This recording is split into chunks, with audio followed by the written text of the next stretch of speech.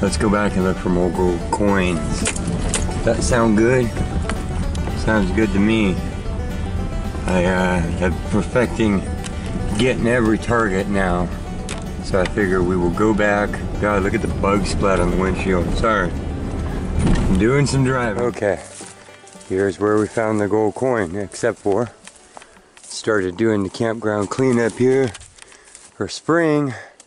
And I figured that we'll start the weed whacking here. We gotta do all the grasses and everything.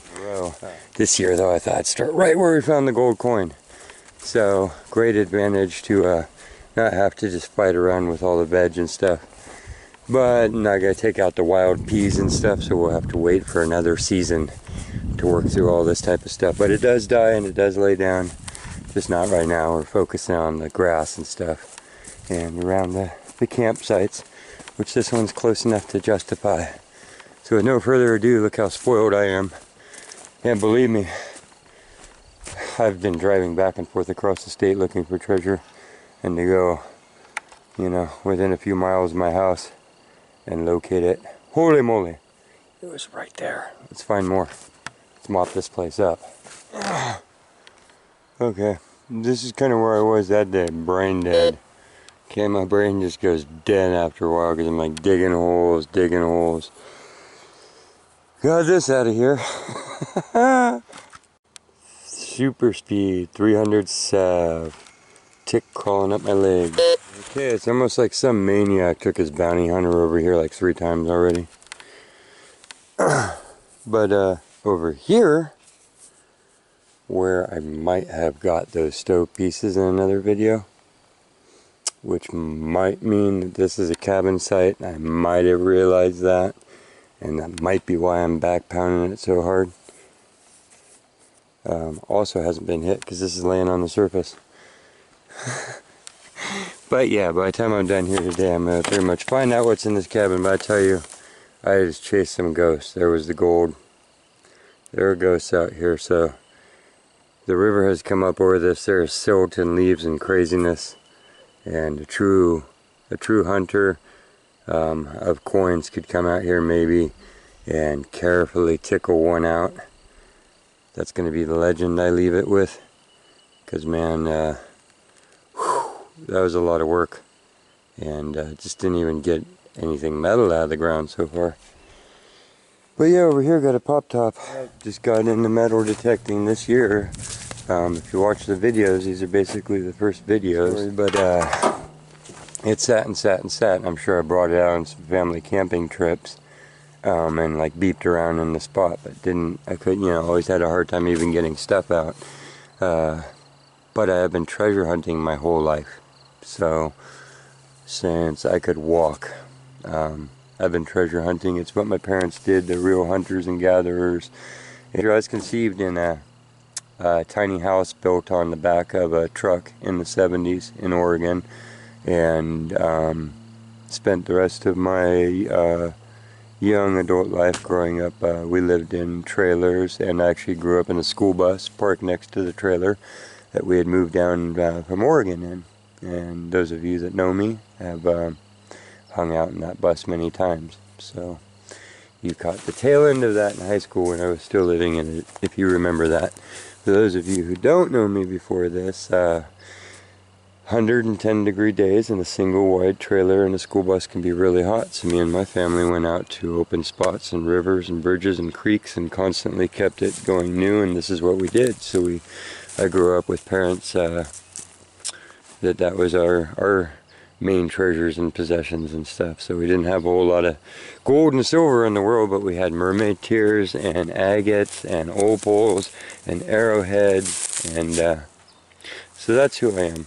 That's my skill set. But with these things, yeah, you're with me, you know. I'm stumbling and bumbling through here, but it's been a good month, right? Okay, quit rambling. Sorry, I'm really happy. If you've been sticking with me, you know.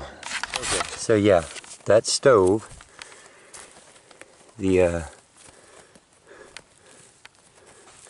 the one in the video that was right after the pieces of the stove where I pieced them together with my mom. That's why I brought her here. See? And she's my street credit. She's like 1955 digger. But look, there's another piece of it. That's awesome. So there was the gold coin. This was the wood stove. So I'm assuming that's what that is. I did not realize when I found that coin what it was. You have to understand, first of all, a lot of times in my life in California I picked up a peso. Now we used to have pesos all over. I don't know what Mexican money looks like anymore, but it used to have a big gold eagle on the back of it, and they were gold colored. And then recently I've had a couple, oh my god, like you know, I found some European gold coin and then realized that they were euros.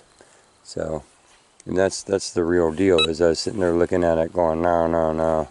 So people were like, what's up with your reaction? And I'm just like, I didn't know what year we quit using gold and silver standard for our money exactly either. So I was just like, 1903 coin, it's golden. So you live and you learn.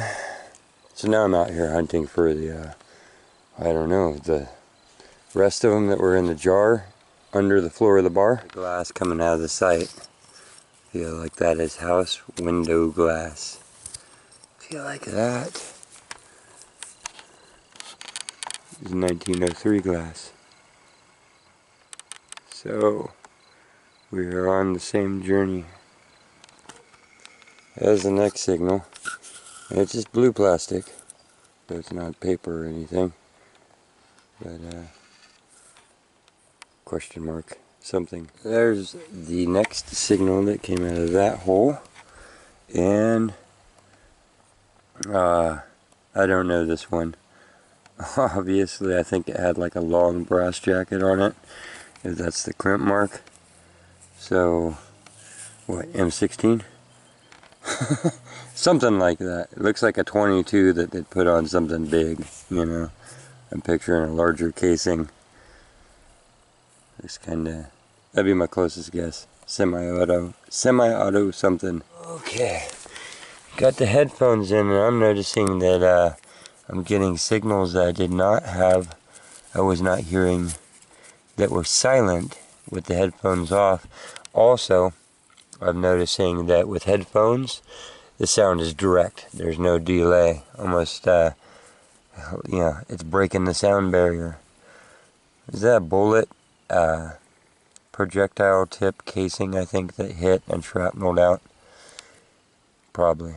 That's probably the bottom, and the top blew out.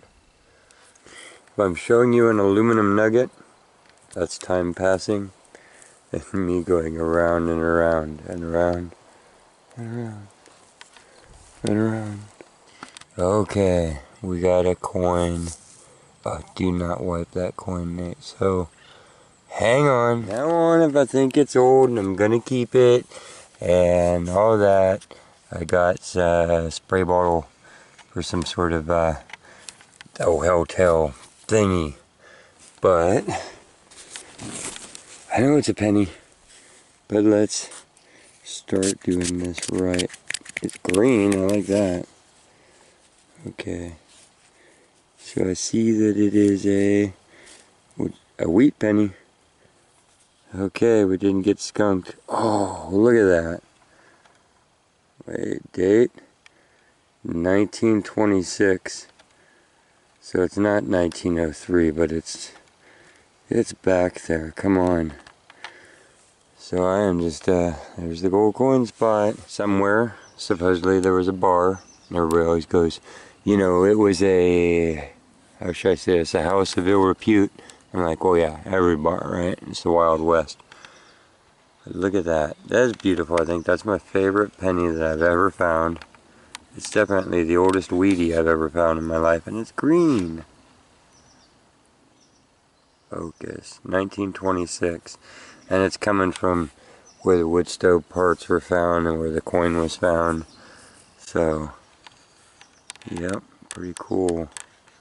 Yeah, even the back is green. Beautiful. Our next signal, a couple inches from where the penny was. It's unfired. What are you? 32 S&W Western. Unfired. Info on that would be appreciated. And then what do you think's up with that mark and that mark? Any ideas? Let me know. And this out of the next hole, say 90 CA6. Looks aged though. It is late. I am digging a deep hole and my headphones keep getting ripped out of my ears, but it's the only way I can hear these super delicate signals. And I'm getting just this highest, like I'm a silver quarter to match that penny, and it's coming at a somewhere right there, but it keeps going away, so I'm like chasing it down. It's like 9 inches. So no, not the shovel. I had that over here.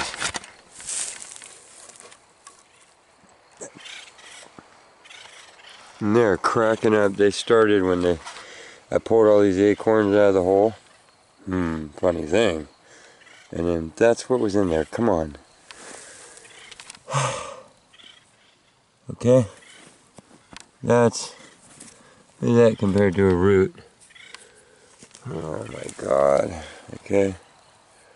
Okay, so here's something to look at. I'm down here, and this winter when the water was high, it was lapping right up here. The gold coin is right above that, so we've probably lost a whole flat area here because it's such soft stuff. So this whole area could have been a site. And in a video on one of the first details of the wild, it was beavers and bald eagles, and I was out here. I think it was details of the wild. It was beavers and bald eagles, and I was out here and I was looking through these banks after the floods and finding stove parts. So I had no idea how close I was at that point. And of course I wanted more exotic locations, so I went out, and I'm still seeing everywhere along here old riffraff and stuff that but look, it's another piece of the stove. Too late. I'm gonna go ahead and go home. We're gonna call that done. Thank you for coming with me on these couple little outings, and we got the green penny, and we'll do our little cleanup. I'll see you in a little bit.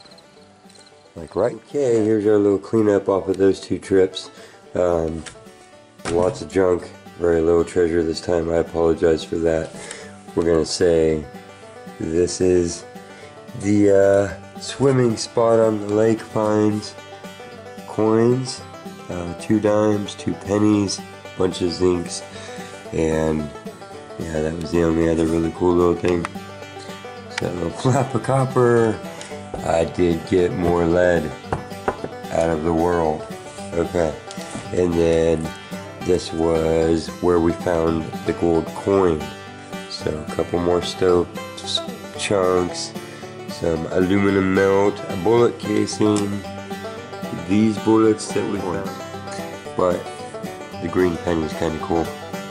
Probably my favorite wheat penny so far. It's actually stained green.